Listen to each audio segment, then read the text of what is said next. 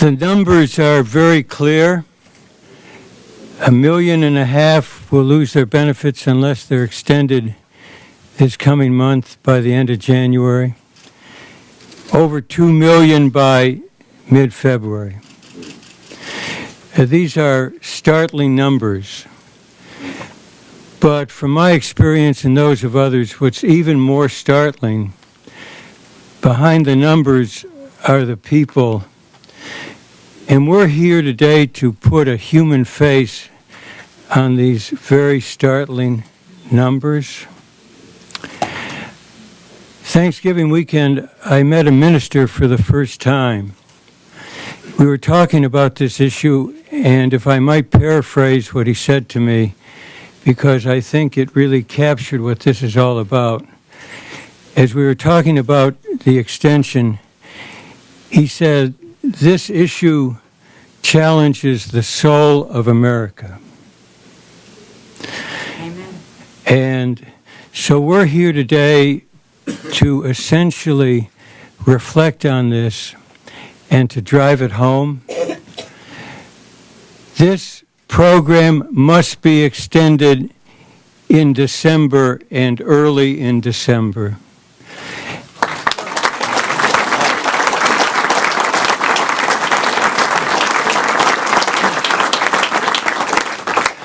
If I might close by just saying this, picking up that minister's expression, this isn't a subject for horse trading.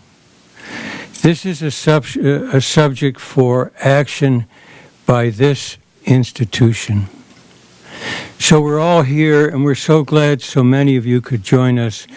As I said, to reflect on this and then to leave here determined that this place act. Talking about soul, I want to introduce someone whose heart and soul has been in this effort, a former colleague, and now we're proud to call her the Secretary of Labor, Hilda Solis. Thank you.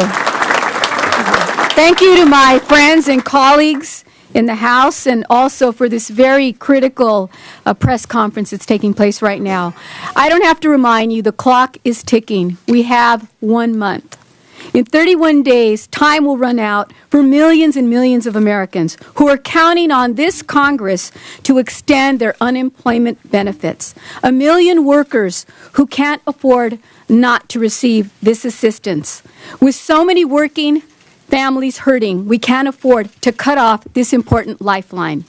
By helping these families and their children, we're also helping our economy. It will help us to recover fast and will grow. Economists from both the left and the right agree that we need to extend unemployment benefits and avoid the disastrous payroll tax increase. 5 million Americans will lose their unemployment benefits next year unless this Congress acts. Some lawmakers say that we can't afford to extend unemployment benefits and the payroll tax relief in the current fiscal environment. But I say we can't afford not to.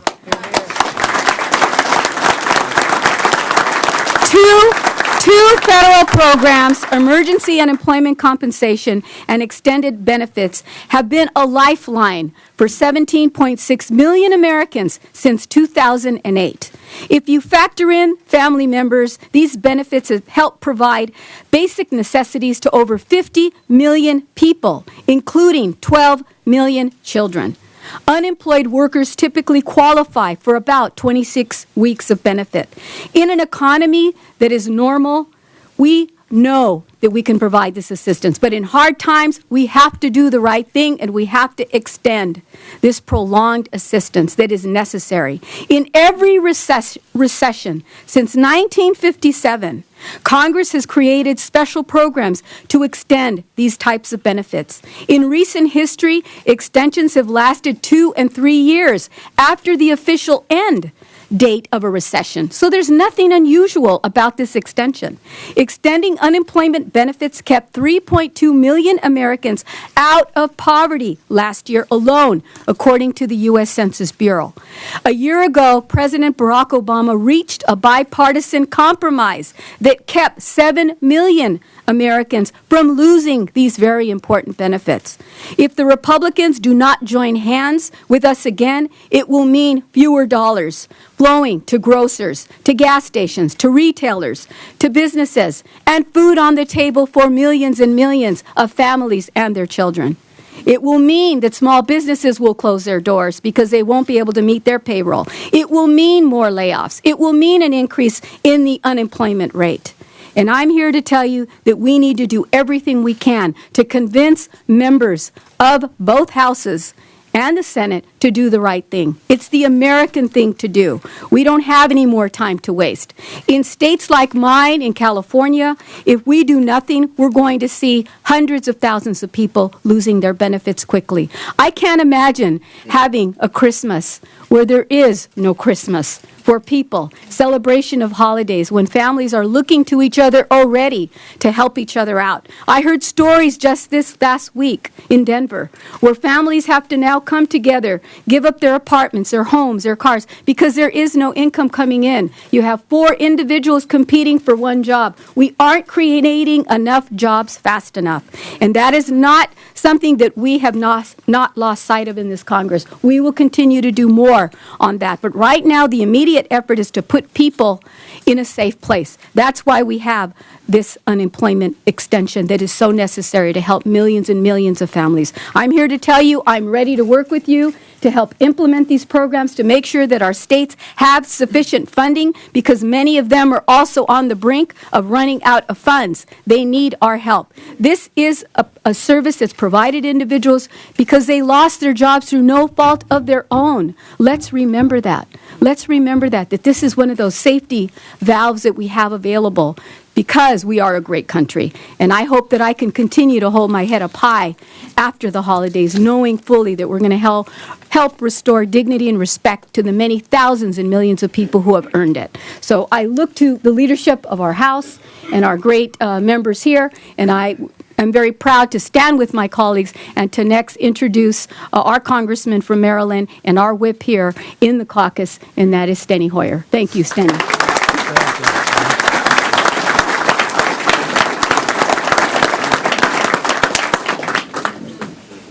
I thank Sandy Levin, the ranking member of the Ways and Means Committee, and Secretary Solis, our former colleague from California who's doing an extraordinary job on behalf of working men and women who cannot find work.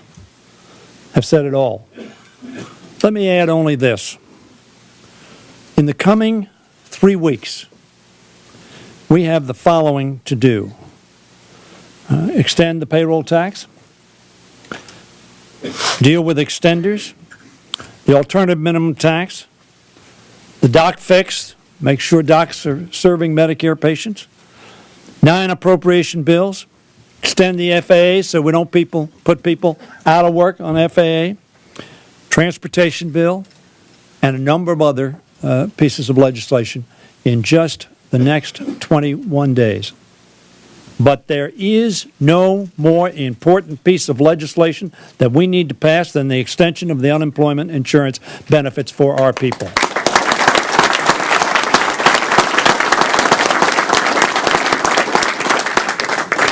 And although I was not with Sandy Levin and did not meet that minister, let me say over the next 21 days we're going to test whether the Congress has a heart and a soul and have it act as if it does. Thank you very much.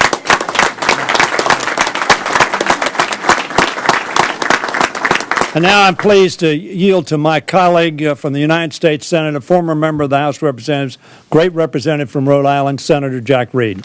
Thanks, Steny. Thank you, Steny. My colleagues, Secretary Solis, we're here to keep Americans working, to find more work for more Americans, and to help those Americans who are struggling to find these jobs. And that means in this context one thing. We have to pass the extension of unemployment benefits. It's absolutely essential. If we fail to do this, we could lose not only our souls, as has been discussed here today, but $72 billion in economic activity next year, translating into about 560,000 jobs. This is not just about keeping families together, keeping some food on the table. This is about keeping our economy moving forward. We have to do this because the impact, as the Secretary said, will be felt in every community in this country. It'll be felt at the grocers. It'll be felt at the pharmacies. It'll be felt particularly at those families who are just struggling desperately to make ends meet day to day, week to week. This is an imperative. It has to be done.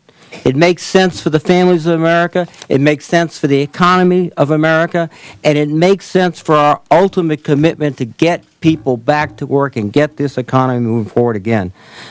We have no more pressing or important issue before we leave than to assure working men and women across this country that they will have the opportunity to have some support as they struggle to find work in a challenging economy.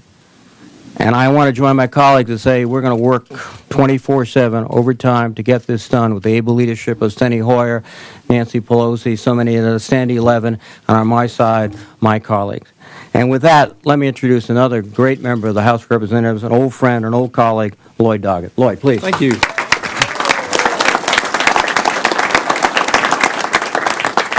As the House sponsor of this legislation, I know, like Senator Reid and all of us, we're ready to work with anyone in either party to prevent over 5 million of our American neighbors from facing the night before Christmas, wondering if in the new year they will have the money to pay the rent and put food on the table.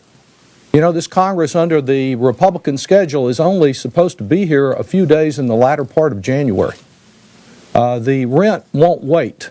The car payment, the pickup truck payment won't wait on the Congress. We need to act now to ensure that people have the certainty about the new year that they do not have as long as this issue lingers on. It was encouraging that within just the last few weeks, a couple of Republican senators introduced legislation on extension of unemployment benefits. One of them is a recent member of the House Ways and Means Committee. I hope that our House colleagues see the wisdom in that action and join with us in a bipartisan effort to address this issue, remembering that this is the biggest recession most Americans have seen in their entire lifetime. Remembering that there are almost 4 Americans for every job opening in America today, and that there are 3 of those 4 Americans who don't get the job and must rely upon unemployment benefits to provide the basic necessities for their families. Now, I know each of us is familiar with someone in our area, Texas in my case, who experienced this problem.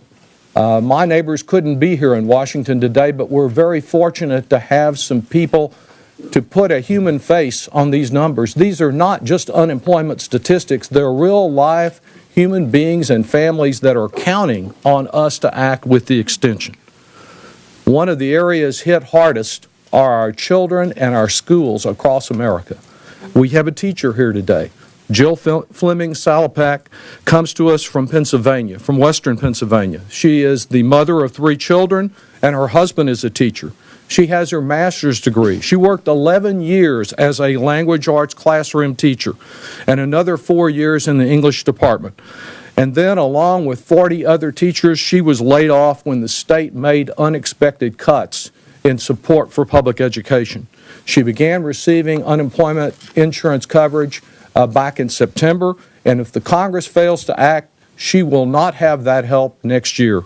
Jill, we salute you and your commitment to our children. Tell us a little bit about this. Thank you for being here today. Thanks.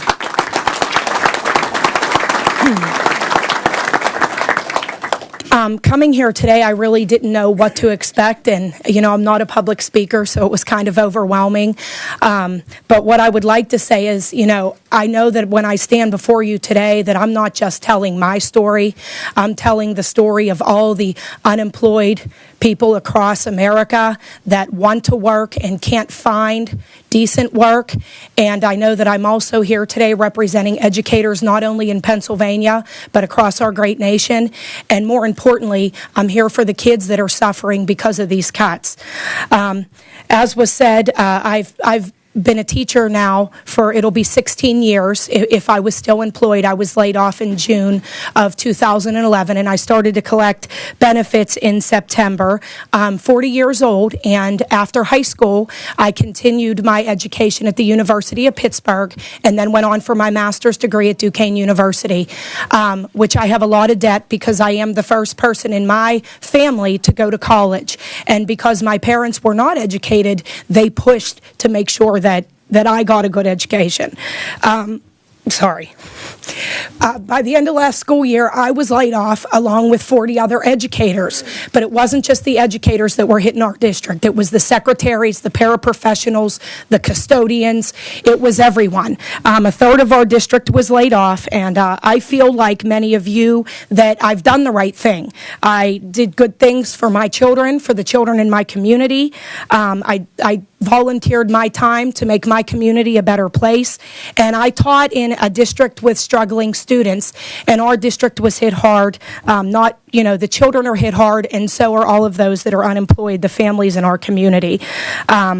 I have 3 small children at home. They're ages 9, 7, and 4, and my husband is also an educator in a neighboring district. Now I spend my days in this awful economy looking for employment, and it's one of two things happen. Either A, there are no jobs available, especially in my field, or B, the jobs that you find are not comparable to the one that you lost.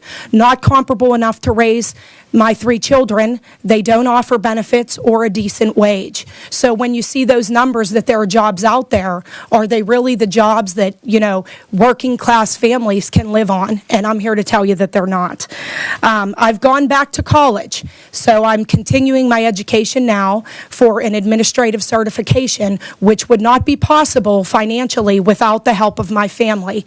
Many of my colleagues don't have that same help, and they're nearing the unemployment, and they don't have the opportunity to go back to school, and they're not able to find the jobs.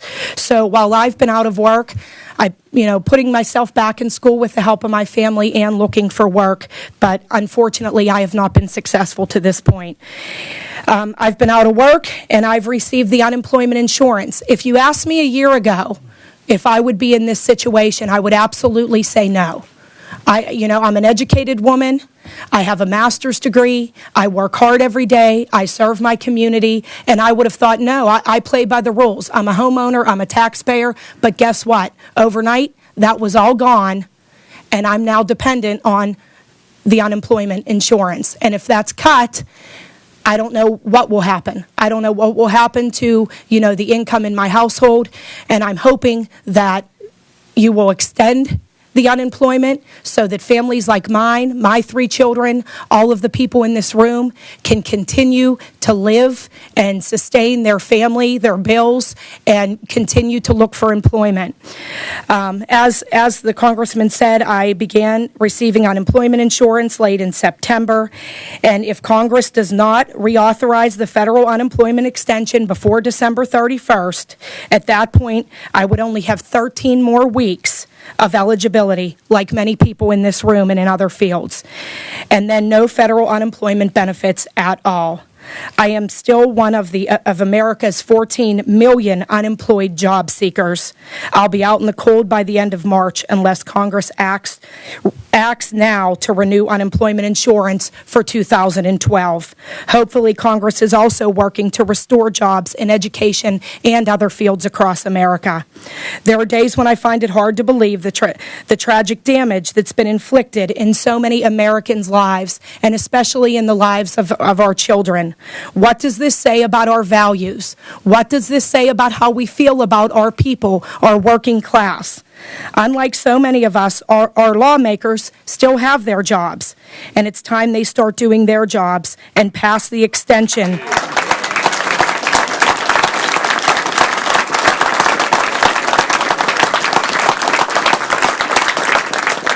If they do not pass this extension, then in 2012, 6 million other hardworking Americans and myself will just be cut off.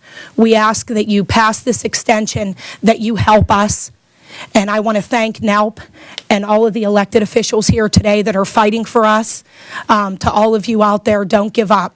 We have to make our voices heard and have our faces out there. We have to fight for yourself, for your professions, for your families, and more important, for the next generation of children. Thank you. Jill. Thank you, Jill, very much. That was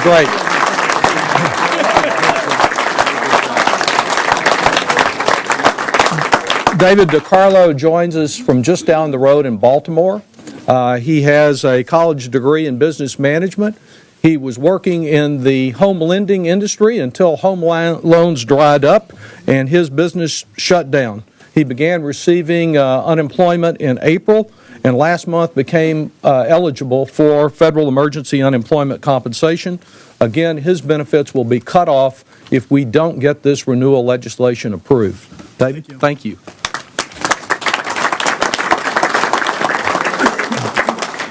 Good afternoon. My name is David DiCarlo. I'm from Baltimore, Maryland. When this year started, I would have had no idea, would have never guessed that come March, the mortgage industry would have been devastated like it has been, and the firm I worked for was going to shut down. All my life, I've done everything that I was supposed to do. Worked hard, built some modest savings, kept my credit card debt way down, but that's all at risk now that I'm unemployed. And let me tell you, firsthand, very scary. I've been at job fairs. I'm always searching job posting sites. I'm networking, applying for all types of sales positions, and not just in the mortgage industry. I posted resumes and applied for hundreds of jobs, and I've had 2 telephone interviews.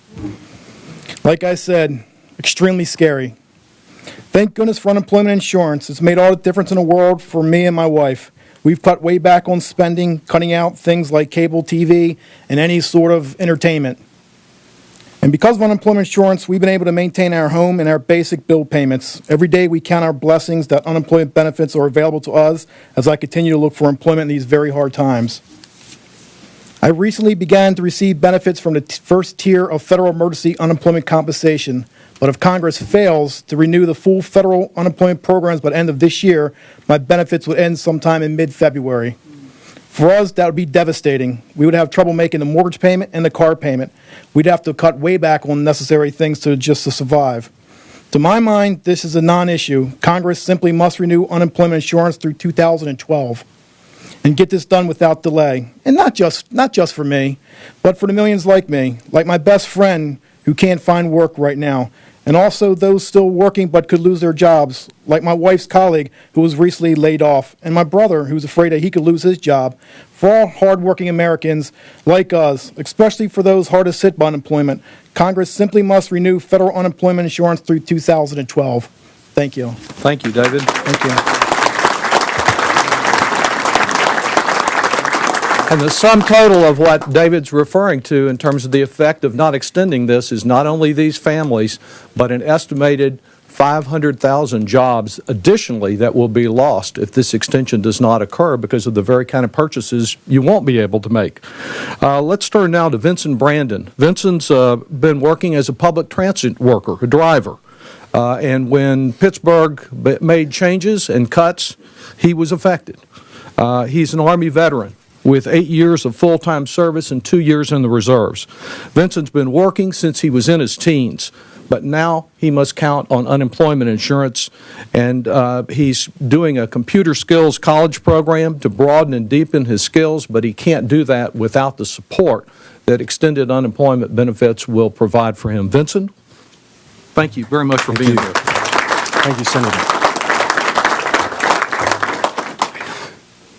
Good afternoon. My name is Vincent Brandon, and I am from Pittsburgh, PA. I'm a laid-off public transit bus operator. I'm also with the ATU 85, which is Amalgamated Transit Union 85 in Pittsburgh, PA. And I work for Pittsburgh Port Authority. I was laid off in March 2011, along with over 300 other bus operators and mechanics. Who also lost their jobs due to transportation cuts. I'm a 47-year-old Desert Storm era veteran, 8 years active duty service, 2 years in the reserve. I'm a diligent and hardworking person, and I've held one job after another since 12 years old, since I've been 12 years old. I want to get back to work. As a matter of fact, I need to get back to work. Not just for myself, but also for my 5-year-old daughter, who relies on me for care and support. Not to mention my son, who's currently in college, and for my fiancée, who is patiently waiting for a ring. However, this past year, I've been faced with the hardest job I've ever had, finding gainful employment in a rough economy. For me, it's an all-day, everyday job, applying for job after job in the transportation field. I'm also looking for work in youth advocacy, nonprofit work, and youth counseling, work that I've done in the past. I've been utilizing the resources of my local Career Links, which is an unemployment office, essentially, for my job search. In addition to developing new job skills in a local computer training class. I'm taking web design classes and Microsoft Office Suite classes. Through it all, I consider it a blessing. I began receiving unemployment insurance in mid-April 2011. It's literally a lifesaver. Unemployment insurance is currently my only source of income, so I rely solely on that unemployment insurance to pay rent, heating, gas, electric, food, and transportation. Just the basics. Last month, my regular state unemployment compensation benefit ended, and I was blessed to keep receiving benefits under the first tier of federal unemployment insurance. But if Congress fails to act to renew these programs for 2012, if I remain unemployed, I'm still going to need those benefits. I would be cut off from unemployment insurance before spring of 2012. If that were to happen, I don't know what I would do. I'd likely be homeless within a few months because I wouldn't be able to keep up with my bills. It's really a scary thought. It would be harmful and unfair for Congress to just walk away from us Americans, from us veterans, from the unemployed millions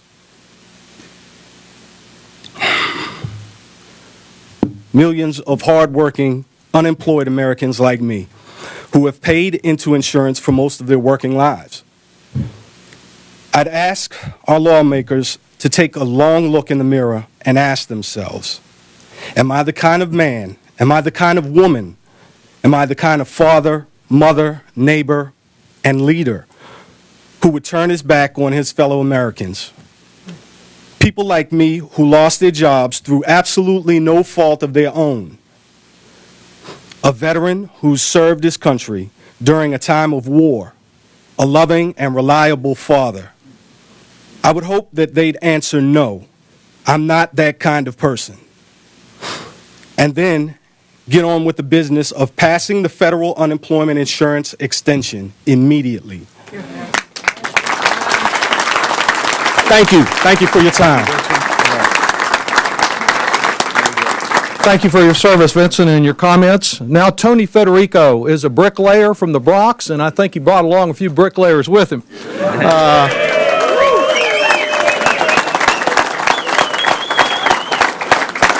Like too many people in the construction trades across America, he's been out of work for more than 6 months. He'd like to share a few words with us. Tony? Hi, my name is Tony. Hi. Good afternoon. I've been out of work for 6 months now, and I've been a bricklayer for 17 years, you know, and we always know that there's rough times, up and down times that come along. But a lot of times there's egos that get involved, and like even with the two parties of Congress, if they could just get together and just know that this is one of the most important things for this country right now, that we got to pass this extension, because how do we survive with that? If you don't have unity within your family, or you don't have unity in Congress with all the people that are trying to run the country, we're going to get nowhere. We have to survive on this, because there's times where jobs get held up. We can't work. We have to wait. Other brothers didn't get as much time in, and we need to wait to get our time in. But if we don't have an extension, there'll be nothing for us. Our mortgages will run out. There'll be no more food on the table for our families. I as well have a 17-year-old son, and I think for his future, I say, well, what is he going to do in the future if I'm struggling so much now with the way it is now? So this is something that is really important. And like I said, a lot of times ego's got to be pushed aside and compassion has to be put in, because people need help right now. You see, it's not just the bricklayers, it's not just the carpenters, it's everyone. It's the teachers, it's everyone in this country that's struggling right now. So we need this to go on. It's a very important thing. Thank you very much. Thank you, Tony.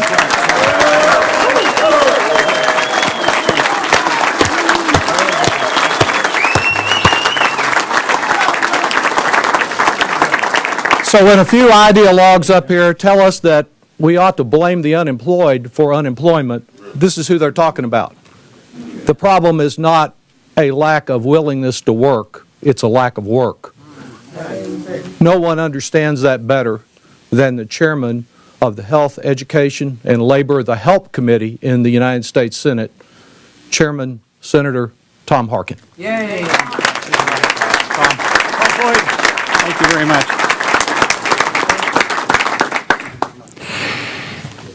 You know, as I was standing over here listening to all the speakers, I was looking at all these people back here.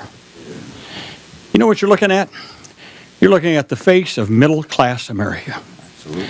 Now, I hate to inform my Republican colleagues, but Wall Street did not build America. That's right. Amen. These people built America.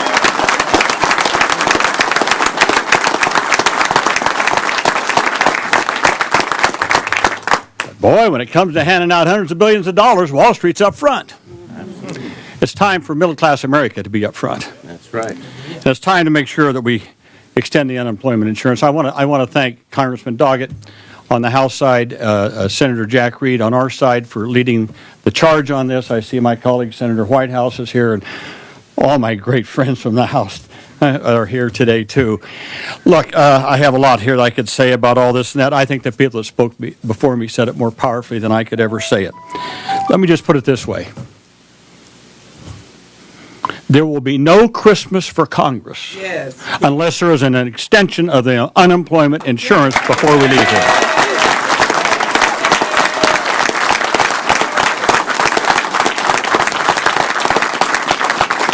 My Republican colleagues say that we can't afford to extend it. They say our top priority must be cutting the deficit. Now that's interesting. These are the same Republicans who just 2 weeks ago in this so-called super committee demanded that the top tax rate for the wealthy be reduced to 28%, down from 35%. They have a lot of compassion for those billionaires and millionaires, a lot of compassion. But now they go to the Senate floor and they say unemployment benefits are bad because they destroy the incentive for work. Talk about being out of touch. I've talked to many unemployed Iowans out in my state. In the nation, there are 4 job seekers for every job. 4 job seekers for every available job. And to state the obvious, $300 a week, which is the average unemployment benefit, what a windfall, huh? I suppose you're going to go, like Newt Gingrich, you're going to go to Tiffany's and shop on $300 a week, huh? That barely buys the basics for a family. So again, I'll just say this. Jack Reed, Sheldon Whitehouse, and believe me, we have a number of us on the Senate side. I guarantee you, we're not going home. We're not going to have Christmas for Congress until you get an extension of unemployed insurance.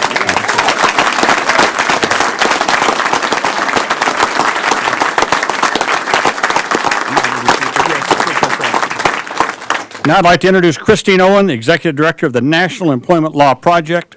For years, the National Employment Law Project has been leading the fight for the rights of low-wage workers. Christine, I especially appreciate your leading role in this fight to renew unemployment insurance. Christine, come up.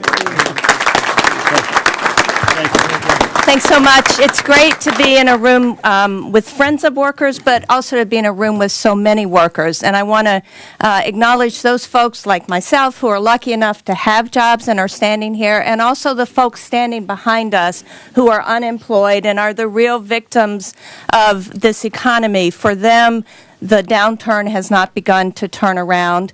I'd like to thank the unions, AFSCME, the bricklayers, IBEW, the Building and Construction Trades Department, SEIU, and We Are DC for bringing so many folks to this event today. You know, we've heard some very compelling stories. At NELP, we hear these stories every single day. We have a list of something like 90,000 folks, most of whom are unemployed, and we're in touch with them all the time about what's going on in their lives. And it's people from the mortgage industry, it's people from the construction industry.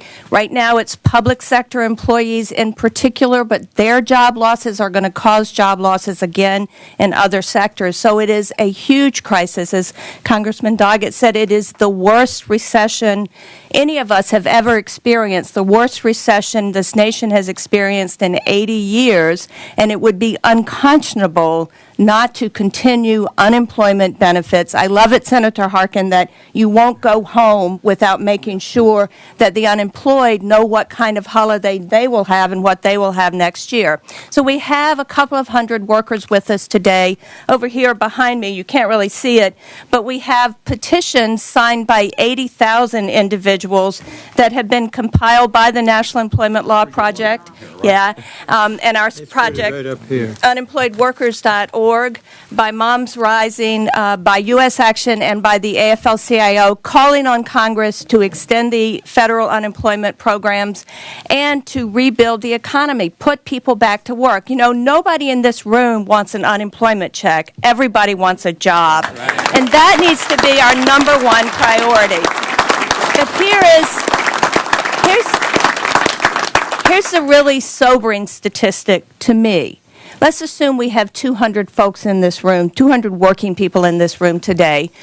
For every single individual in this room, there are 10,000 unemployed workers whose benefits will be cut off in January unless Congress acts. We cannot let that happen in the United States of America. No. Thank you. No.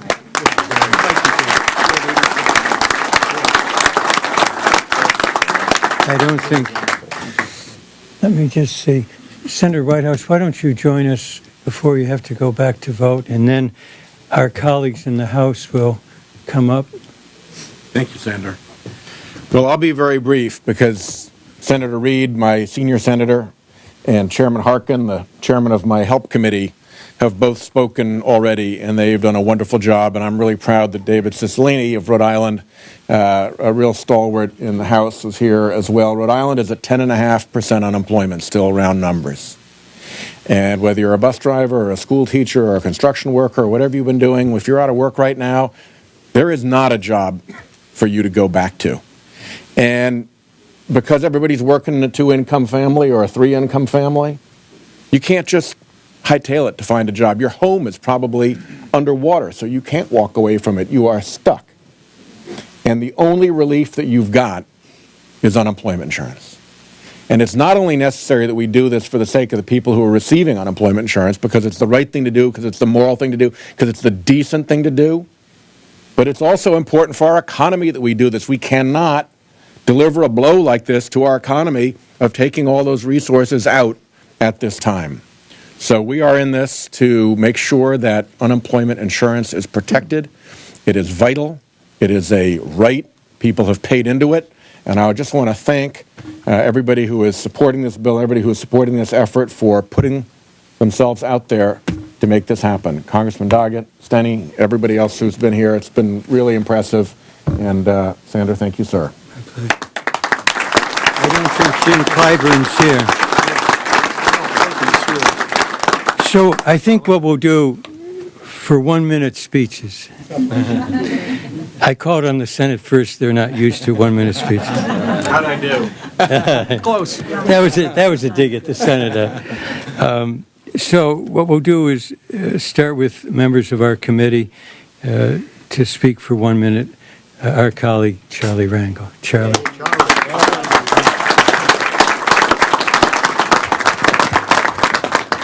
As an American, I thought I'd never see the day when hardworking people had to come all the way down here to express your grievance. And we do hope that you leave here knowing that we have a commitment to remedy this wrong. Not too long ago, the Republican leadership put up a resolution, not the jobs bill, not the workmen's compensation, but to say, in God we trust. Well, I don't think the issue is whether or not we trust God. It's whether God trusts them. And the truth of the matter is that, does God trust them to take care of the vulnerable, the sick, the aged, the kids, the jobless, the hopeless? Does God trust them to give us the opportunity to hope that we'll have a better life for our kids than what we've had? Does God trust them that before these holy days, that we will not cut away the resources they have for food and shelter and the basic things of life? No, I don't think the question is whether we trust in God. The question is going to be whether God trusts in us. Amen. Jim McDermott. Jim?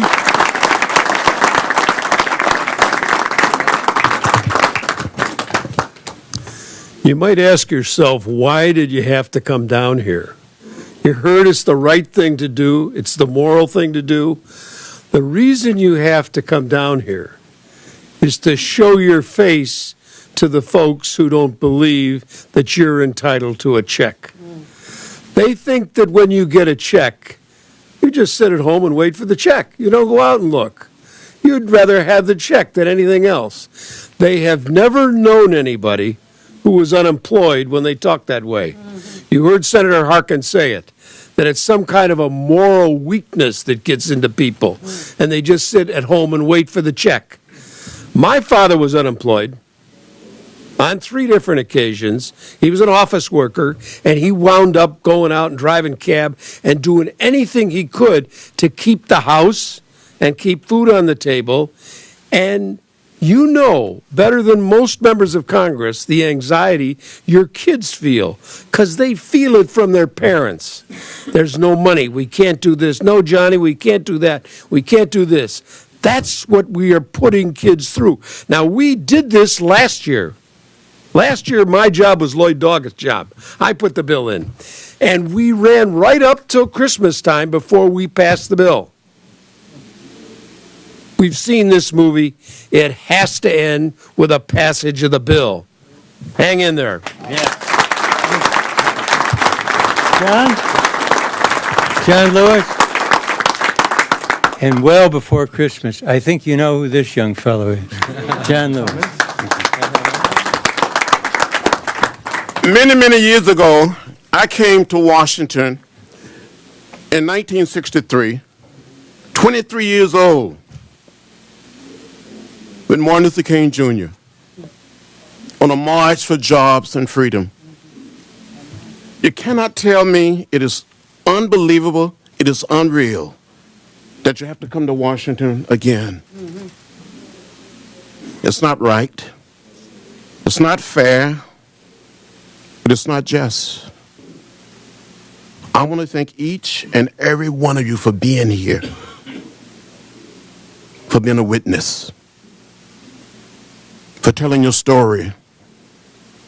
If we fail to do what is right, what is fair, what is just, not only will God not be kind to us, but history will not be kind to us. Thank you.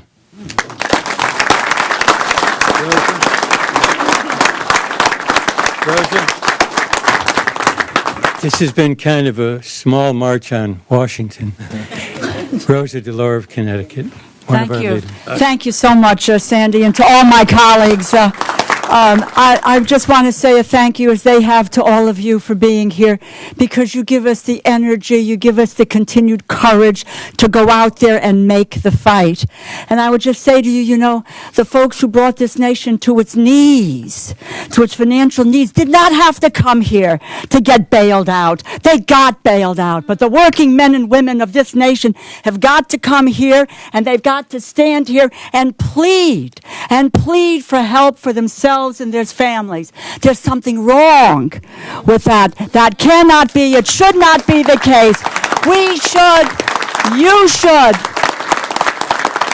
should not have to beg to say you want to work and to be able to get a day's pay and to take care of your children.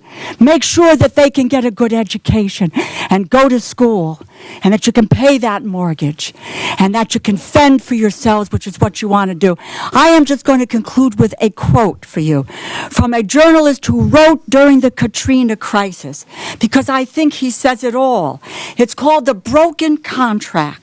A contract of citizenship defines the duties of care that public officials owe to the people of a democratic society. The Constitution defines some parts of this contract. Statutes define other parts. Much of it is an understanding that citizens have about to what is that they can expect from their government. Its basic term is protection. Helping citizens to protect their families and possessions from forces beyond their control. We are in a time of forces beyond our control. And it goes on to say that when disasters strike, that they test, the public tests, whether the contract is respected in a citizen's hour of need. And he goes on to say that when the levees broke in New Orleans, the contract of American citizenship failed. I suggest to you that if we cannot pass this bill and extend unemployment insurance for those who want to work, then in fact the contract of American citizenship would have failed. And your responsibility is to make sure that those who have a job now in this institution do not have a job come the next election. Thank you. All right. Barbara?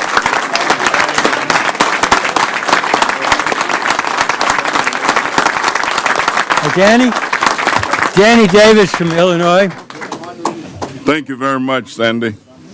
You know, back in Illinois, where I come from, there are more than 100,000 people, just like all of these men and women that we've heard here this afternoon.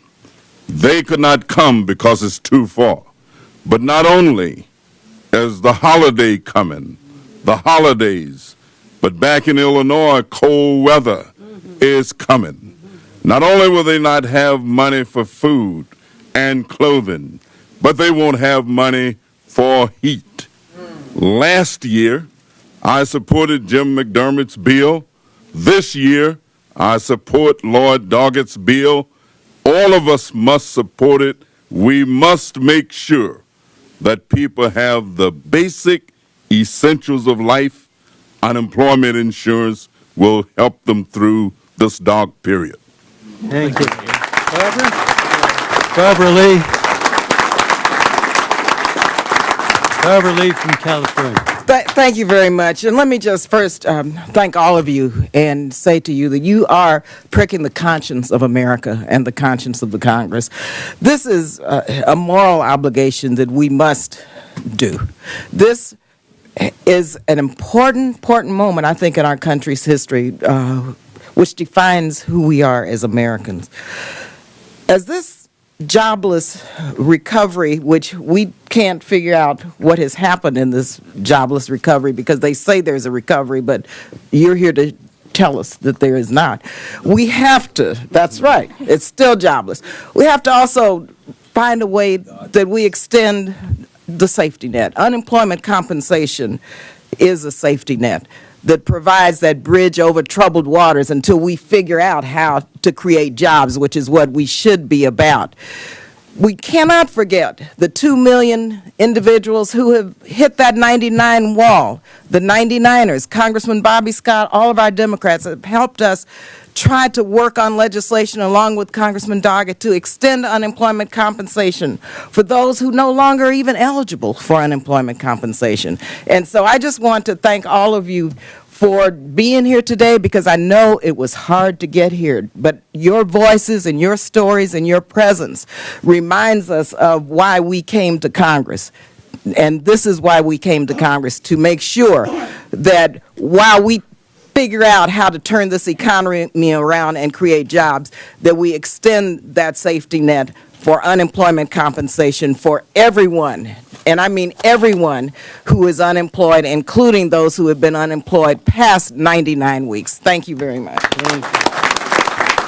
All right. Right, our last 2 1 minutes, Bobby Scott and then Sheila Jackson Lee. Bobby from Virginia. Thank you.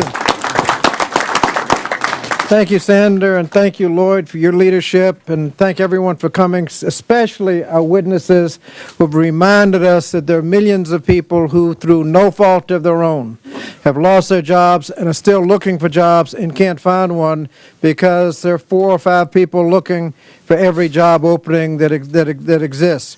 We need to make sure that we extend this. We have been told from all the economic models that the unemployment compensation is the best way to stimulate the economy. If we do not extend the unemployment compensation, we'll be taking all of that money out of the economy, and the results will cascade throughout our economy. And so it's important to note that half the people unemployed aren't even getting any benefits at all. Either they've expired, or like in Virginia, it's very difficult to even qualify for unemployment compensation. So we need to make sure that we extend the benefits. It is the humane thing to do, it's economically feasible thing to do, and it's the right thing to do. Let's extend the unemployment compensation.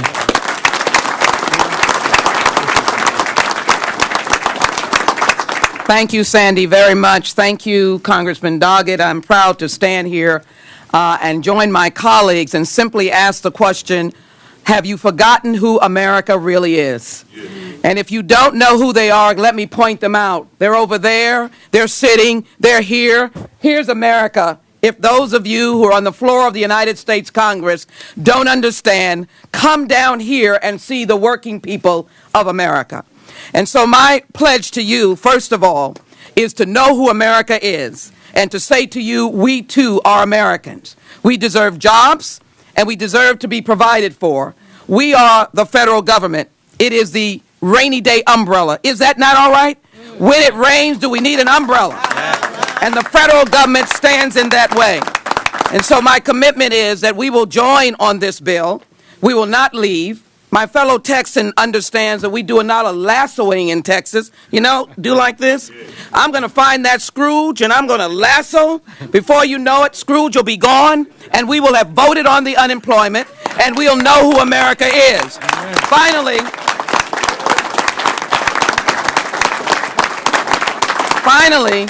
it is not hard to be able to create jobs.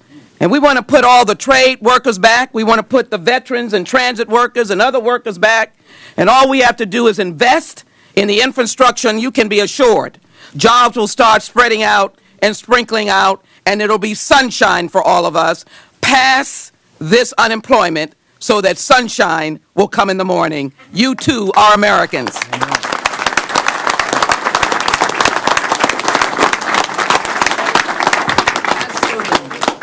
God bless us, everyone. Well, we're finished for the moment, but we've just begun this march. I think some of you are going to now leave the Visitor Center and visit our colleagues.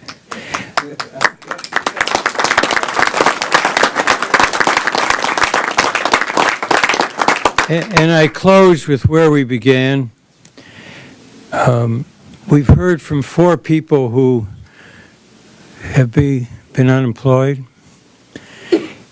We need to put faces on these numbers. I think it is totally true that if America can see beyond the numbers, see the faces, and hear the voices, that this institution will act. We brought a banner from Michigan signed by over 400 people. I suggest you also use social media. With the help of my grandkids, I'm learning them. But we've been doing that because it's an instrumentality now to reach out. So we want to thank you, but we really don't need to thank ourselves, do we? We need to be thankful that we live in a country that can respond to needs. There's no choice here. As I said at the beginning, this is a challenge to the soul of America. And let's leave here with faith that we'll meet that obligation. Thank you so much for coming. Really great people.